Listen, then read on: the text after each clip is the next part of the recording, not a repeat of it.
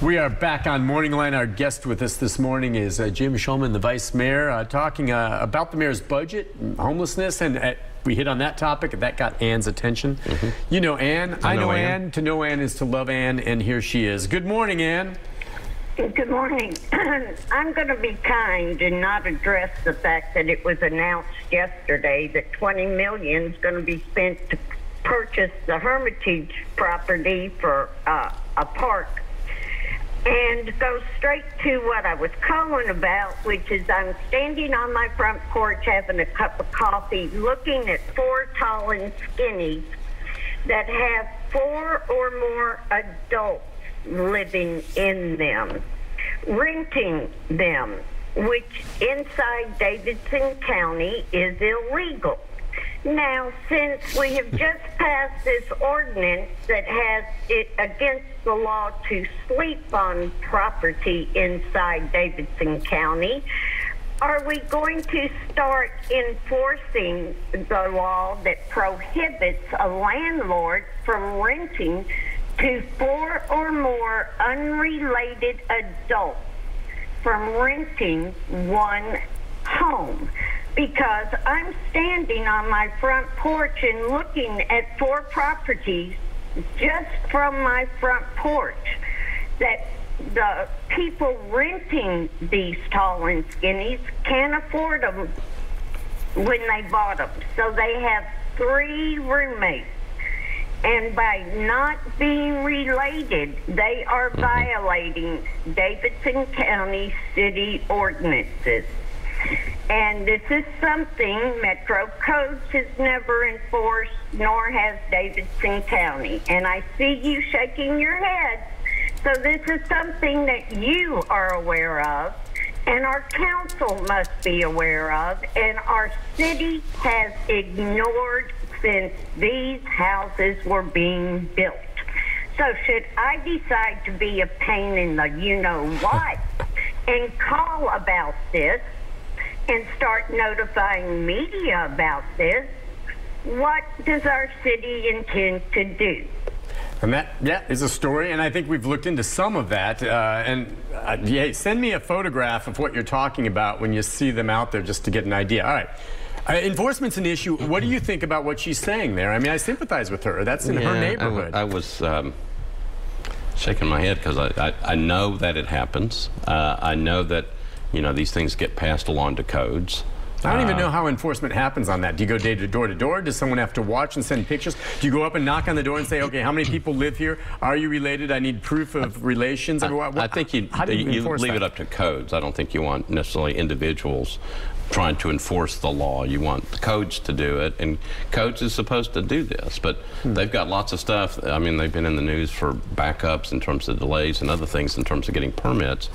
The city is just, you know, it's like out of control in how fast it's growing. I was listening to what Ann was saying, and it was like, that's how people can afford to live here, because things are so expensive that they end up with. You have to have roommates. They have to have roommates. See, that's the part of it. When she said that, I sympathize. These are not the Airbnbers that are taking advantage and making a ton of money and moving people in and out every day. They frankly tick me off. I would hate to have that near me, and I don't want it. But these folks, there's 4 and a tall skinny, and they can't afford the rent. They can't have no place else to go. And so I sympathize, but I hear what Ann's saying, and the law is the law. Yeah, so I think part of this is, and you know, we're all responsible, government specifically. How do you make all this work for people? So, I mean, we're sitting there talking about affordability and affordable housing, and that there's a lack of it. And then you have people who want to move here and want to come live here, but they can't afford the rent, so they got to piecemeal something together, right. Which is, now I think if they had 3, they'd be okay, but she's talking about having 4, which is a violation. Then you have codes have to go out there and try to enforce it. How are they going to do that? You know, they're really going to have to check everybody, and then they're going to have to keep watching it, while at the same time they've got things that they're supposed to do, and then you don't want the police having to go enforce a codes violation. I don't know. I mean, Ann's right. It is a violation. The question is there a way to use this in a better way so that people can afford to live here? And I don't know. Ann always raises really good points, and I'm sitting there thinking through this, trying to figure out what is the right answer on this one. You're going to keep hearing from her. Oh, she calls me she calls me anyway. Thank goodness for people like Ann. All right, let's go to Gregory. Gregory, good morning. Hey, what do you say, fellas? Hey, how are you? I'm doing very well. I didn't mean to change the topic or anything on you, but I do have a question about the Grand Prix. I don't know if that's still a thing that's going to be coming up. Yeah. But, oh, cool. How about this for a name? The Grand Ole Prix. And at any rate, clever. I had another question about those cherry trees from the draft. Yeah. Did they ever get replaced in some way, shape, or form? Okay, good. Well, I like what he said. I'm surprised that I haven't heard that yet. Maybe someone else said the Grand Ole Prix. I thought that's a really good idea. But the Grand Prix, it is coming back, I guess, right? Wasn't there a 3 or 4 year contract for that? And the tickets are already on sale. I was not in town last year. I'd like to check it out. It's like a European type event, and last year went pretty well, didn't it? It seemed to go very, very well. I did not come downtown for it. Yeah. It's like driving around. I know. Going like all of a sudden, Grand Prix cars are driving by. What I always thought was interesting, Nick, I got a chance to take a look at the course, and there's all this scientific information that goes into driving these things. Oh, yeah. I thought they just got on the track and just went as fast as they could. There were part of that course, excuse me, they are going straight, and all of a sudden they have to turn left. And it's like, how in the world can you do that? Yeah. I mean, it's a sharp turn, and it's like you can't go that fast in order to do that. They may have learned so there's a lot of downshifting and other things that go on. I think they learned stuff from last year, and they may modify the course some, but that's what makes the Grand Prix, for those who don't know, so unique, and it is a European-style thing, you know. I mean, you hear about the Monaco Grand Prix. They're racing on our streets. This is not a track. This is not NASCAR. They are racing through downtown streets, which, of course, have been blocked off, and there's spectators, and there's no other traffic. I think that's kind of an interesting concept. I love it. Now, how about his question about the rose, or I'm sorry, not roses, the cherry trees. The cherry trees. Yeah. It's my understanding that there were trees planted back. Now, I'm not sure if they're the same ones, but no, I think the ones that are just down back along Riverfront Park that I drove past a couple weeks ago, they were in full bloom. Absolutely gorgeous. Yeah. Absolutely gorgeous. So the Cherry Blossom Festival was held a couple weeks ago. Yeah, right. Yeah, they took some of them down and replaced them with some other. Yeah, the NFL made good on that. They were taken down. That became a big issue right for the draft.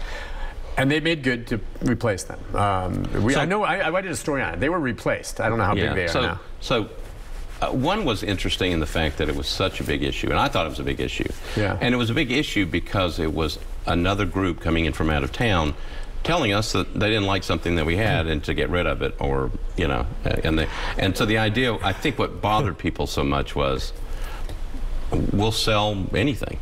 And we don't want to sell our city. We want our city to be what we want it to so be. if you're going to come, just don't tear down some trees. Well, I still remember, I have this image of Butch Spiriton, you know, who, I have a lot of respect for him. I know he's a great seller of the city and all this, but I also think he loves the city and doesn't want to get out of control, and he sees it getting that way sometimes. But I remember him, I can just imagine him getting the phone call, you know, the day before the draft or something like this. What? And it's like, wait a second. And he had to do a news conference and address it and get with the NFL. It was a crisis there for a moment, and they worked it out. Well, the second thing that I'll tell you about that, which is, that's a good point, and that is, when I first I heard about it, I know, I remember talking to you about it. Friday night before they were going to cut those things down, and it's like, I thought it was an April Fool's joke. Yeah, we talked about that. I thought it was an April Fool's joke, and it's like, no, we're not that, we're not going to do that. And then it was like, no, it is true, and it's like, no, you don't do that. You just don't do that. Yeah. And I know that David Riley was the mayor at that point. I talked to the mayor Saturday afternoon. He said, we're not cutting those things down. You know, everybody's going to stop. It became a big thing all of a sudden. Very big Keep in mind, issue. they needed to cut them down. If you're wondering why, we got to go to break, because the stage for the NFL draft was gargantuan, and they needed that area to cover, and the trees were in the way based on the configuration right at the end there of Broadway. So that's why they had to do it. And they did, and I think it was resolved, and trees were planted to replace them, and lesson learned. Liz, we'll take a break. We've got several phone calls for you as well. It's lighting up. If you want to talk to the mayor about any number, the vice mayor, any number of issues, join us right after this. This is a Storm 5 weather update. For weather on the go, download the Storm Shield app. We've got change headed to Middle Tennessee as well as southern Kentucky. Here's a live look at the Power 5 radars. You'll notice just off